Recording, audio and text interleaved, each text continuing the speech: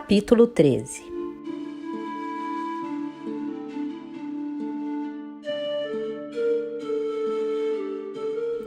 Na primavera do ano seguinte, atravessando uma tempestade terrível, típica de fim de ano, o Merlin chegou tarde da noite a Avalon.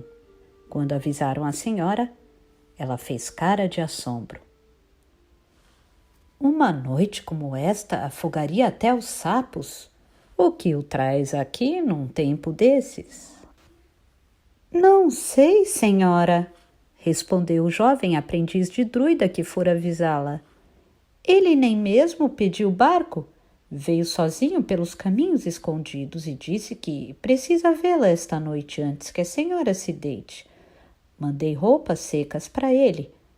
Pode imaginar o estado em que a dele estavam. Teria enviado comida e vinho também, mas ele perguntou se poderia jantar com a senhora. Diga a ele que é bem-vindo, disse Viviane, mantendo o rosto cuidadosamente neutro.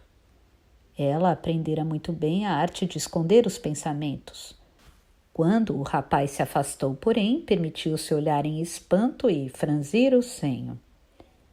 Chamou as criadas e pediu-lhes que não trouxessem seu jantar frugal costumeiro, mas comida e vinho para o Merlin e também que renovassem o fogo da lareira. Depois de um tempo, ouviu passos lá fora e, quando ele entrou, foi diretamente para a frente do fogo. Taliesin estava encurvado agora, cabelo e barba totalmente brancos, e parecia, de algum modo, incongruente com o manto verde de bardo noviço, curto demais, tanto que seus tornozelos magros saíam da barra da vestimenta. Ela o sentou perto do fogo. Ele ainda estava tremendo, ela notou, e colocou ao lado dele um prato de comida e uma taça de vinho. Bom vinho de maçã de Avalon em uma taça entalhada de prata. Então ela se sentou em seu pequeno banco ali perto e provou o pão e as frutas secas enquanto observava comer. Depois que lhe afastou o prato e passou a bebericar o vinho, ela disse: Conte-me tudo, pai.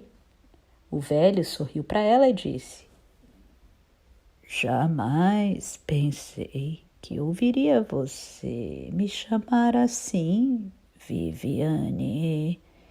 Ou acha que recebi as ordens sagradas da igreja na minha velhice? Ela balançou a cabeça. Não, mas era o amante da minha mãe, que foi a senhora antes de mim, e é pai de 2 irmãs minhas. Juntos servimos a deusa e a Avalon por mais anos que posso contar, e talvez eu deseje o conforto da voz de um pai esta noite. Não sei, eu me sinto muito velha esta noite, Taliesin. Você me acha muito velha para ser sua filha? O velho druida sorriu. Isso nunca, Viviane. Você não tem idade. Sei qual a sua idade. Ou poderia calculá-la se quisesse, mas parece uma menina para mim. Mesmo agora, você teria quantos amantes desejasse, se assim desejasse. Ela refutou aquilo com um gesto. Tenho certeza de que jamais encontrei um homem que tenha significado para mim mais do que necessidade ou dever ou uma noite de prazer. E apenas uma vez, creio, outro homem, a não ser você, chegou perto de ser páreo para mim em força. Ainda assim, se eu fosse 10 anos mais jovem, como você acha que eu teria me saído no poder como a rainha do grande rei, com meu filho no trono? Não acho que Galahad. Como é que ele quer ser chamado agora Lancelot? Não acho que ele seja talhado para ser rei. É visionário, um junco balançado pelo vento. Mas se o pai dele tivesse sido Uther Pendragon? Talise balançou a cabeça. Ele é um seguidor, Viviane, não um líder. Mesmo assim, isso é por ter sido criado na corte de Ban como bastardo. Se tivesse sido criado como filho de rei. E quem teria governado Avalon nesses anos se você tivesse escolhido uma coroa nas terras cristãs lá fora? Se eu governasse ao lado de Uther, não seriam terras cristãs. Pensei que Ingrain fosse ter poder sobre ele e que usaria por Avalon. Ele voltou a balançar a cabeça. Não adianta se afligir por causa da neve do inverno passado, Viviane. É de Uther que venho falar. Ele está morrendo. Ela levantou a cabeça e o fitou. Então já chegou a hora? Sentiu o coração disparar e continuou. Ele é muito jovem para morrer? Ele lidera seus homens em batalha. Quando um homem mais sábio com a mesma idade deixaria isso para os seus generais. Foi ferido e começou a ter febre. Ofereci meus serviços como curandeiro, mas fui proibido por Ingrain, assim como pelos padres. Não poderia ter feito nada de qualquer modo. A hora dele chegou. Vi isso nos olhos dele. Como vai Ingrain como rainha? Bem, como era de esperar. Ela é bela e digna e devota, e está sempre em luto pelas crianças que perdeu. Teve outro filho no dia de Todos os Santos, e ele viveu apenas 4 dias. E o padre de sua residência a convenceu de que foi punição pelos pecados dela. Nenhum escândalo a manchou desde que se casou com Uther, a não ser o nascimento tão rápido do filho. Mas aquilo foi o suficiente. Perguntei a ela o que faria após a morte de Uther e, quando parou de chorar por causa disso, ela afirmou que se retiraria a um convento. Ofereci-lhe abrigo em Avalon, onde poderia ficar perto da filha, mas ela disse que não seria adequado para uma rainha cristã. O sorriso de Viviane endureceu um pouco. Jamais pensei que ouviria isso de Ingrain. Viviane não deve culpá-la, nem em pensamento, pelo que você mesma arquitetou. Avalon a expulsou quando ela mais precisava. Vai repreender a garota por ter encontrado consolo em uma fé mais simples que a nossa? Não duvido de que você seja o único homem em toda a Bretanha que chama a grande rainha de garota. Para mim, Viviane, você também é uma garotinha, às vezes, a mesma que subia em meus joelhos e tocava as cordas da minha harpa. E agora mal posso tocar. Meus dedos perderam flexibilidade com os anos. Ele meneou a cabeça. Ah, não, minha querida, disse mostrando os próprios dedos finos e nodosos. Perto disso, suas mãos são jovens e, mesmo assim, converso através deles diariamente com minha harpa. E você também poderia ter feito isso. Suas mãos escolheram exercer o poder, não a música. E o que teria sido da Bretanha se eu não tivesse feito isso? Ela explodiu. Viviane, eu não a censurei. Apenas falei das coisas como são.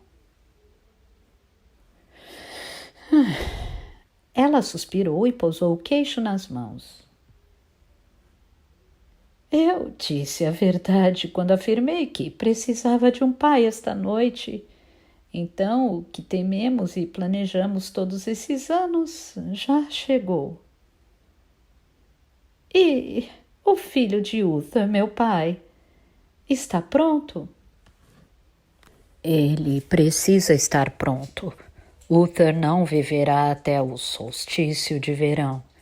E os corvos já se reúnem como fizeram quando Ambrósio estava no leito de morte. Quanto ao rapaz, você não o viu? De quando em quando eu o vislumbro no espelho mágico. Parece forte e saudável, mas isso não me diz nada além de que ele terá a aparência de um rei quando chegar a isso. Você o visitou, não? A pedido de Uther, visitei-o algumas vezes para ver como estava crescendo. Vi que tinha os mesmos livros em latim e grego que ensinaram a seu filho muito de estratégia e guerra. Heitor é romano até a medula e as conquistas dos Césares e as façanhas de Alexandre são parte de seu próprio ser. Ele é um homem educado e treinou os 2 filhos para a guerra. O jovem Cai teve seu batismo de sangue em batalha no ano passado. Arthur se exasperou por não poder ir, mas é um filho obediente a Heitor e acatou suas ordens. Se ele é tão romano assim, perguntou Viviane, Arthur desejará ser um súdito de Avalon? Pois deve governar as tribos também e os Pictos, lembre-se. Cuidei disso, disse o Merlin, pois o induzia a encontrar pessoas do povo pequeno, dizendo que eram aliados dos soldados de Uther para defender nossa ilha. Com eles aprendeu a lançar as flechas da sílica e a se mover silenciosamente pelas urzes e charnecas. E ele hesitou e então disse expressivo: também sabe caçar cervos e não tem medo de andar entre eles. Viviane fechou os olhos por um momento. Ele é tão jovem. A deusa sempre escolhe o homem mais jovem e forte para liderar seus guerreiros. Viviane inclinou a cabeça e disse: que assim seja. Ele será testado. Traga-o aqui antes que Uther morra, se puder. Aqui? Merlin balançou a cabeça. Não até que o teste seja feito. Só então poderemos mostrar a ele o caminho para Avalon e os 2 reinos que terá de governar. Viviane voltou a curvar a cabeça. Para a Ilha Dragão, então? Será o desafio ancestral? Uther não passou por esse teste em sua coroação. Uther era um guerreiro. Era suficiente torná-lo senhor do dragão. Esse rapaz é jovem e ainda não teve seu batismo de sangue. Deve ser testado e provar a si mesmo. E se ele falhar? Ele não vai falhar. Taliesin esperou até que ela o olhasse nos olhos de novo e repetiu. E se ele falhar?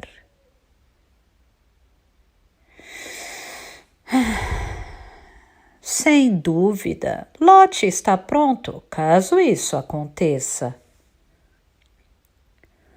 Você deveria ter trazido um dos filhos de Morgause para ser criado aqui em Avalon, disse o Merlin. Gawain é um rapaz promissor, cabeça quente, belicoso, um touro, enquanto o rapaz de Uther é um gamo. Mas há material para rei em Gawain, creio, e ele também é filho da deusa. Morgause era filha de sua mãe, e os filhos dela têm sangue real. Não confio em Lot, a senhora disse veementemente, e confio menos ainda em Morgause. Mas Lot tem o apoio dos clãs do norte e acho que as tribos o aceitariam. Mas os aliados de Roma jamais, e então teríamos 2 reinos na Bretanha, sempre em guerra, e nenhum deles forte o bastante para assegurar os saxões e os nortistas selvagens. Não, precisa ser o filho de Uther. Ele não pode falhar. Será de acordo com os desejos da deusa. O Merlin falou severo. Certifique-se de não confundir a sua vontade com a dela. Viviane cobriu o rosto com as mãos. Se ele falhar, tudo isso terá sido em vão. Tudo o que fiz por Igraine, tudo o que fiz por todos os que amo. Pai, você previu que vai falhar? O velho balançou a cabeça branca e sua voz era compassiva. A deusa não revela sua vontade para mim e foi você quem previu que esse menino teria o poder de liderar toda a Bretanha. Faço-lhe uma advertência contra o orgulho, Viviane, de pensar que você sabe o que é melhor para cada homem ou mulher que vive. Você governou bem Avalon. Mas estou velha, ela disse, levantando o rosto, e notou o compadecimento nos olhos dele. E um dia, logo... O Merlin curvou a cabeça. Ele também vivia sob aquela lei. Quando essa hora chegar, você saberá. Não é agora, Viviane. Não, ela disse, lutando contra um desespero repentino, conforme vinha acontecendo nos últimos tempos. Um calor em seu corpo, um tormento em sua mente. Quando chegar a hora, quando eu não puder mais ver o que está por vir, Então saberei que é hora de passar o governo de Avalon para outra pessoa. Morgana ainda é jovem e Raven, por quem tenho muito afeto, se dedicou ao silêncio e à voz da deusa. A hora ainda não chegou, mas se vier rápido demais... Quando vier, Viviane, será o momento certo, disse o Merlin.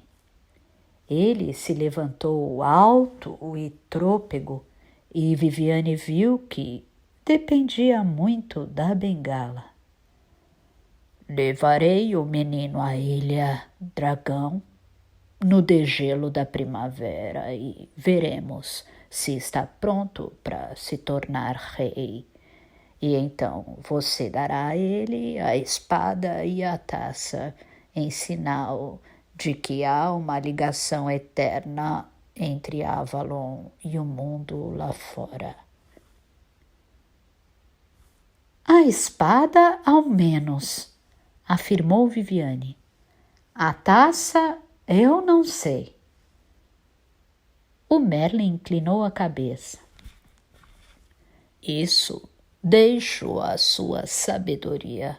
Você, não eu, é a voz da deusa. Ainda assim, você não será a deusa para ele. Viviane balançou a cabeça.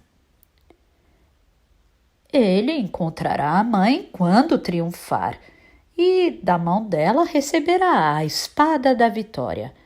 Mas primeiro deve provar a si mesmo e encontrar-se com a Virgem Caçadora.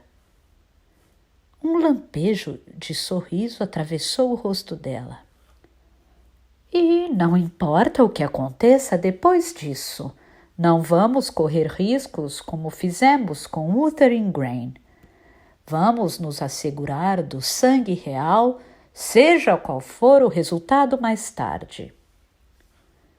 Depois que o Merlin se foi, Viviane ficou sentada por um longo tempo, vendo figuras no fogo apenas do passado, sem buscar ver através da névoa do tempo em direção ao futuro. Ela também havia muitos anos, tantos que não se lembrava da conta exata, entregara sua virgindade ao deus cornudo, o grande caçador, o senhor da dança espiral viva. Ela pouco pensara na virgem que faria esse papel na celebração de coroação que estava por vir, mas deixou a mente passear pelo passado e pelas outras vezes em que assumiu o papel de deusa no grande casamento. Nunca havia sido mais do que uma obrigação para ela, às vezes agradável, às vezes não, mas sempre sob a ordem possuída pela grande mãe que governara sua vida desde que tinha chegado aqui. Subitamente, teve inveja de Ingrain e uma parte isolada de sua mente se perguntou por que invejava uma mulher que havia perdido todos os filhos para a morte, ou então os enviado para serem criados longe e que agora se tornaria viúva e terminaria a vida atrás dos muros de um convento. O que invejo nela é o amor que conheceu. Não tenho filhas. Meus filhos são estranhos para mim. Jamais amei, ela pensou. Nem soube o que é ser amada. Medo, assombro, reverência. Isso me foi dado. Nunca amor. E há momentos em que penso que daria tudo pelo olhar de um ser humano como o que Uther dera a Ingrain no seu casamento.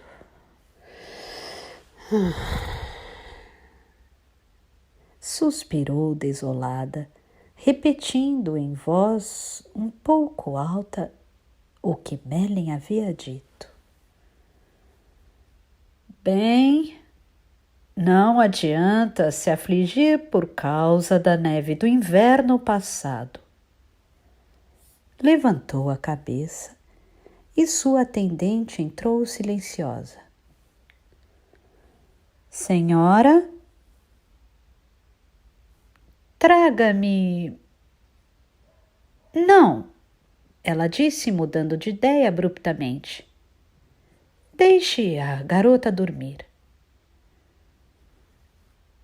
Não é verdade que jamais amei ou fui amada. Amo Morgana além de qualquer medida e ela me ama. Agora, isso também poderia acabar. Mas isso também seria de acordo com a vontade da deusa.